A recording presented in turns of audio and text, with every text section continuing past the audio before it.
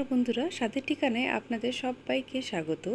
আজ আপনাদের সাথে আমি বিয়েবাড়ি স্টাইলের পমফ্রেট মাছের মশলা ফ্রাইয়ের রেসিপি শেয়ার করছি। এই পমফ্রেটের মশলা ফ্রাইটা খেতে এতটাই টেস্টি হয় যে পমফ্রেটের সব রান্না একেবারেই ভুলে যাবেন যদি একবার এই রেসিপিটি ট্রাই করে দেখেন। আর এটা আমি একেবারে বিয়েবাড়ি স্টাইলে বানাচ্ছি, আপনারা অবশ্যই এটা একবার বাড়িতে ট্রাই করে দেখবেন। এটা খেতে কিন্তু ভীষণ সুস্বাদু হয়। তার জন্য প্রথমে আমি এখানে একটা মশলা তৈরি করছি। তার জন্য আমি নিয়েছি একটা মাঝারি সাইজের পেঁয়াজ, একটা কাঁচা লঙ্কা, 2 ইঞ্চি আদা কুচি করে নিয়েছি, আর নিয়েছি আমি তার সাথে 8 থেকে 9টা রসুনের কোয়া। একটু সামান্য জল দিয়ে মিক্সিতে আমি এটা পেস্ট করে নিয়েছি। পুরো একদম মিহি পেস্ট করব না, একটু হালকা দানা দানা রেখেছি পেস্টটা। আর এখানে দেখুন দুটো আমি পমফ্রেট মাছ নিয়েছি। এই যে পেস্টটা আমি তৈরি করেছি এটা কিন্তু দুটো পমফ্রেট মাছের জন্যই করেছি, তবে আপনারা চাইলে এখানে এই পেস্টটাতে আপনারা 3টে মাছও করে নিতে পারেন। দেখুন মাছগুলোকে আমি এইভাবে ভালো করে মাছ থেকে চিড়ে দিয়েছি, দুদিক থেকেই আমি ছুরি দিয়ে একটু চিড়ে দিয়েছি যাতে কি মশলাটা খুব ভালোভাবে ভেতরে চলে যায়। আর এখানে এই যে পেস্টটা করেছিলাম আদা রসুন পেঁয়াজ আর কাঁচা লঙ্কার, সেটা নিয়েছি। আর তার সাথে এখানে আমি কিছু মশলা দেব। তার মধ্যে দিয়ে দিচ্ছি আমি ছোটো চামচের 1 চামচ নিয়েছি ধনের গুঁড়ো, ছোটো চামচের 1/2 চামচ নিয়েছি জিরের গুঁড়ো, স্বাদ মতো নুন দিচ্ছি। আর তার সাথে দিয়ে দিচ্ছি আমি ছোটো চামচের 1 চামচ কাশ্মীরি লঙ্কার গুঁড়ো। কাশ্মীরি লঙ্কার গুঁড়োটা এখানে আমি কালারের জন্য ব্যবহার করছি। আর তার সাথে এখানে আমি দিয়েছি সর্ষের তেল। আর এবারে তেল দিয়ে ভালো করে মশলাটা মিক্স করতে হবে।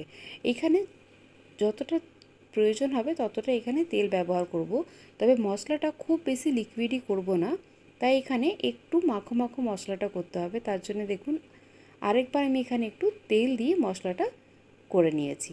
অল্প একটু তেল দিয়েছিলাম, মানে এই মশলাটা বানাতে আমার মোটামুটি বড় চামচে 2.5 চামচের মতন আমি তেল দিয়েছি। তেল দিয়ে ভালো করে মশলাটা যখন মাখানো হয়ে গেছে, এইবার আমি এই মাছের গায়ের মধ্যে আর মাছের ভিতর দিকে যেটুকু মানে স্পেস থাকে তার মধ্যে ভালো করে মশলাটা মিশিয়ে দেব। এইভাবে একটু ভালো করে ভিতর দিকে একটু প্রেস করে করে মশলাটা দিয়ে দিতে হবে যাতে কি টেস্টটা খুব ভালো হয়। আর বিয়েবাড়িতে এখন এই পমফ্রেটের ফ্রাইটা খুব বেশি উঠেছে। অনেক বিয়েবাড়িতে আমরা স্টার্টার হিসেবে এইরকম একটা পমফ্রেটের ফ্রাই খেয়ে থাকি, তাই আজ আমি আপনাদের সাথে সেইভাবেই এই রেসিপিটা শেয়ার করছি। এবারে দেখুন এক পিঠ যখন ভালোভাবে মশলাটা মাখানো হয়ে গেছে, ঠিক একইভাবে আমি আরেক পিঠে ভালো করে মশলাটা মাখিয়ে দেব।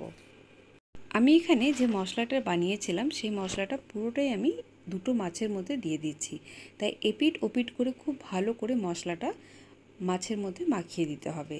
আর এই মাছটা একটু ভালো করে ম্যারিনেট করতে হবে। মাছ যত ভালো ম্যারিনেট হবে টেস্ট কিন্তু ততটাই ভালো হবে। তাই প্রথমে আমি ঢাকা দিয়ে এটাকে প্রায় 15 মিনিটের জন্য রেখে দিয়েছি। এটাকে আমি ফ্রিজে রাখিনি, নর্মাল টেম্পারেচারে রেখেছি। আবার 15 মিনিট পরে এটাকে খুলে দেখুন একটা পিঠ খুব ভালোভাবে মশলাটা একদম টেনে নিয়েছে, আরেকটা পিঠ আমি ঠিক উল্টে দিচ্ছি যাতে কি মশলার যেটা আছে গায়ে লেগে সেটাকে একটু ভালো করে মাছের মধ্যে ঢুকে যাক। এবার আবার এটা ঢাকা দিয়ে আমি প্রায় 10 মিনিটের জন্য রেখে দেব। 10 মিনিট বাদ আবার আমি ঢাকাটা খুলে নিচ্ছি। দেখুন মশলাটা ভালোভাবে কিন্তু দুটো দিকেই কোট হয়ে গেছে। এইবার আমি একটা ফ্রাই প্যান গরম করেছি আর তার মধ্যে দিয়ে দিচ্ছি সর্ষের তেল।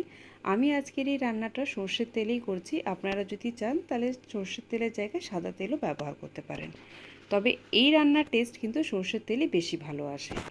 এইবারে এই যে পমফ্রেট মাছটা আমি মশলা দিয়ে ম্যারিনেট করে রেখেছি তার মধ্যে আমি দিয়ে দিচ্ছি কারি পাতা। এই কারি পাতাটা দিলে খুব ভালো একটা গন্ধ আসে এই পমফ্রেট ফ্রাইয়ের মধ্যে।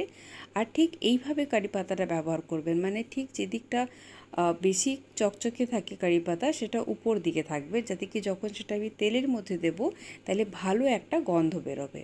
দেখুন এইভাবে আমি তেলের মধ্যে মাছটা দিয়ে দিলাম। ঠিক কারি পাতাটা নিচে আছে, খুব সুন্দর একটা স্মেল বেরোবে কারি পাতার সাথে পমফ্রেটের, এটা খেতে কিন্তু ভীষণ ভালো লাগে। আবার দেখুন যেটুকু মশলা বেঁচে ছিল সেটাকে আবার আমি উপরে দিয়ে দিচ্ছি। মানে এই মশলার সাথে পমফ্রেটের যে ফ্রাইটা হয় এটা এতটাই টেস্টি হয় যে খেতে এতটাই ভালো লাগে যে আপনাদের বারবার মনে হবে যে পমফ্রেটের এই রেসিপিটাই বানানো হোক। এবার এটা ঢাকা দিয়ে আমি প্রায় 5 থেকে 7 মিনিট করে নেব। একদম লো ফ্লেমে রেখেছি। লো ফ্লেমে 5 থেকে 7 মিনিট করে নেবার পর এটাকে আমি তুলে নেব। তোলার সময় কিন্তু গ্যাসের ফ্লেমটা একদম লো রাখবেন। আর ঢাকা দিলে খুব সুন্দরভাবে দেখবেন মাছটা উঠে আসছে। যদি এটা আপনারা ঢাকা না দিয়ে করেন সেই ক্ষেত্রে কিন্তু মাছটা নিচ থেকে লেগে যাওয়ার সম্ভাবনা থাকে। তাই একটু ঢাকা দিয়ে করবেন, মাছটা কিন্তু খুব ভালোভাবে উঠে আসবে। এখানে দেখুন হালকা একটু মশলাটার জন্য যেটুকু একটু লেগেছিলো সেটাকে আমি ভালো করে তুলে নিয়েছি, তুলে আবার আমি মাছের মধ্যে দিয়ে দিয়েছি। আর এইভাবে আরেকটা মাছ আমি ভালো করে তুলে দিচ্ছি। এইভাবে একবার অবশ্যই এই পমফ্লেটের মশলা ফ্রাইটা বানিয়ে দেখবেন। আর আজকের এই রেসিপিটা আপনাদের ভালো লাগলে আমার চ্যানেল স্বাদের ঠিকানাকে অবশ্যই সাবস্ক্রাইব করবেন এবং বেল আইকনটি প্রেস করবেন সব ভিডিওসে নোটিফিকেশন পাওয়ার জন্য। দেখুন দুপিঠ থেকে ভালো করে আমি ভেজে নিয়েছি। প্রথম দিকটা আমি 5 থেকে 7 মিনিট করেছিলাম, তারপরে আবার আমি এটা 5 থেকে 7 মিনিট করে নিয়েছি। আর এবার আমি এটা প্লেটের মধ্যে তুলে নিয়েছি। এই পমফ্লেটের মশলা ফ্রাই একদম রেডি। তবে তার আগে আমি এখানে দিয়ে দিচ্ছি অল্প একটু লেবুর রস। লেবুর রস দিলে খেতে কিন্তু ভীষণ ভালো লাগে। ঠিক পরিবেশনের আগে লেবুর রসটা দিয়ে পরিবেশন করবেন, খেতে কিন্তু দুর্দান্ত টেস্ট হয় এই পমফ্লেটের মশলা ফ্রাইয়ের।